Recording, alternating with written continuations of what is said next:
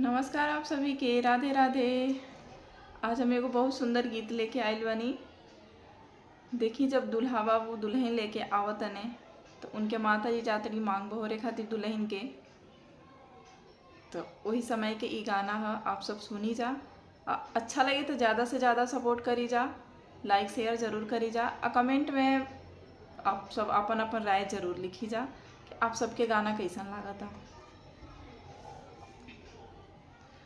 बहरा से राम अइले, सीता लिहले खाड़ हो। खोल बाबू पलकी केवड़िया, मंगिया बहोरी हो।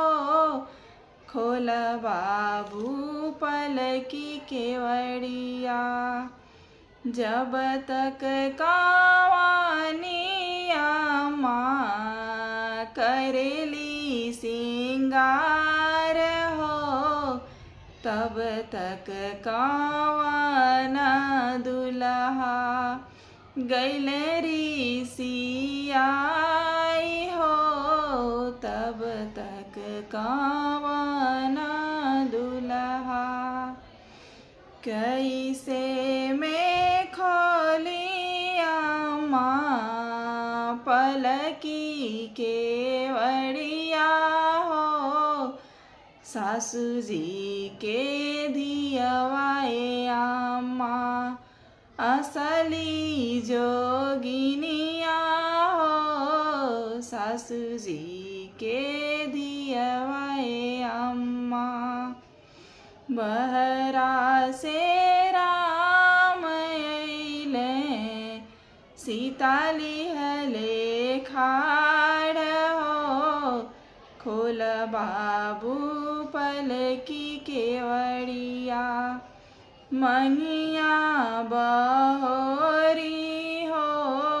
खोल बाबू पलकी केवड़िया, जब तक कावाना दीदी करेली श्रृंगार हो, तब तक कावाना दुल्हा गैलरी सियाई हो। तब तक कावाना, ऐसे में खोली दीदी पलकी केवड़िया हो। सासू जी के धियवाए दीदी, असली जोगिनिया हो।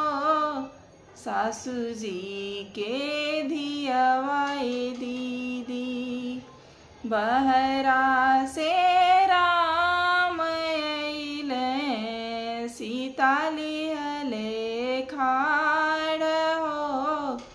खोल बाबू पलकी केवड़िया, मंगिया बहोरी हो।